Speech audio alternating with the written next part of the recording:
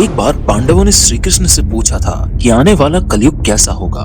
इस पर श्री कृष्ण ने उन्हें सीधा उत्तर देने के बजाय जंगल में अलग अलग दिशाओं में भेजा और कहा कि जो कुछ भी अजीब घटना वे देखें उसे आकर बताएं। पांडवों ने 5 दृश्य देखे। उनके आधार पर श्री कृष्ण ने कलयुग का जो वर्णन किया वो आज के समय में बिल्कुल सटीक बैठता है। जब पांचों भाई जंगल से वापस आए और श्री कृष्ण को बताने लगे कि उन्होंने क्या क्या देखा, तो श्री कृष्ण ने वर्णन किया। सबसे पहले धर्मराज युधिष्ठिर ने कहा, श्री कृष्ण, मैंने 2 सूंड वाला हाथी देखा, इसका क्या अर्थ है? तब श्री कृष्ण बताते हैं, कलयुग में ऐसे शासक और राजनेता होंगे जो दोनों तरफ से जनता का शोषण करेंगे। वे बोलेंगे कुछ और करेंगे कुछ और। उनकी कथनी और करनी में जमीन आसमान का अंतर होगा। इतने में भीम बोले, द्वारकाधीश, मैंने एक गाय देखी जो अपने नए जन्मे बछड़े को इतना ज्यादा चाट रही थी कि उस बछड़े के शरीर से खून निकलने लगा। तब श्री कृष्ण बताते हैं, कलयुग में माता पिता अपने बच्चों से इतना ज्यादा मोह करेंगे कि उनका यही लाड प्यार बच्चे का विकास रोक देगा। मोह में पड़कर वे अपने बच्चों को संघर्ष नहीं करने देंगे, जिससे उनका जीवन नष्ट हो जाएगा। इतने में अर्जुन बोले, हे केशव, मुझे जो दिखा उसका अर्थ बताओ।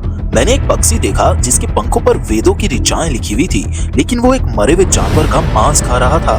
तभी श्री कृष्ण कहते हैं, कलयुग में ऐसे तथाकथित ज्ञानी और धार्मिक लोग होंगे जो बाहर से बड़े आदर्शवादी और विद्वान दिखेंगे, समाज को उपदेश देंगे, लेकिन भीतर से लालच, क्रूरता और बुराई से भरे होंगे।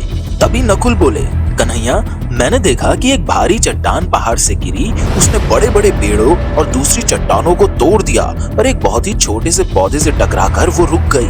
तभी श्री कृष्ण कहते हैं, कलयुग में इंसान का मन और चरित्र तेजी से पतन की ओर जाएगा।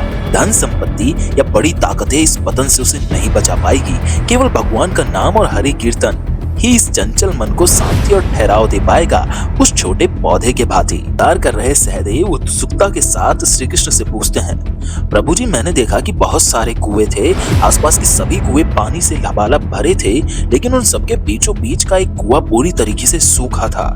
इसका क्या अर्थ है? तभी श्री कृष्ण कहते हैं, कलयुग में लोग अपनी शान और शौकत, शादियों, पार्टियों और दिखावे पर बेपनाह पैसा खर्च कर लेंगे, लेकिन जब उनका कोई सगा भाई, पड़ोसी या कोई गरीब भूखा सो रहा होगा तो उसकी मदद करने के लिए कोई आगे नहीं आएगा।